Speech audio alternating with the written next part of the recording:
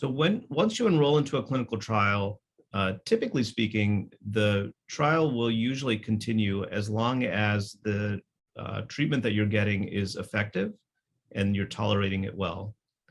There are some circumstances in which a clinical trial might end earlier than that.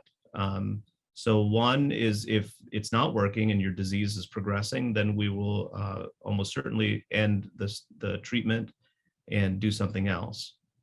On the other hand, in some circumstances, we may say that we would discontinue the treatment if we learn information that says that the treatment is not safe, or that there is other treatments that are available now that look like they might be better than what you're doing now. We might say that that we might stop the clinical trial early. But for the most part, when we're involved in a clinical trial, if as long as it's working, we usually will try to continue continue involvement in that clinical trial until it stops working.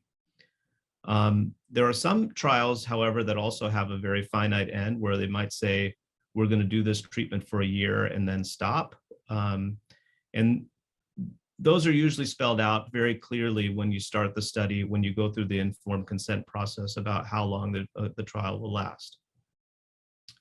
So generally speaking, when we are taking care of patients, we want to make sure, and there's a lot of monitoring that goes on during a trial to make sure that a treatment is working. So generally speaking, we'll usually start a treatment on a clinical trial and then have repeated scans at various time points that are pre-specified, so that we're keeping a close eye on how the treatment is working.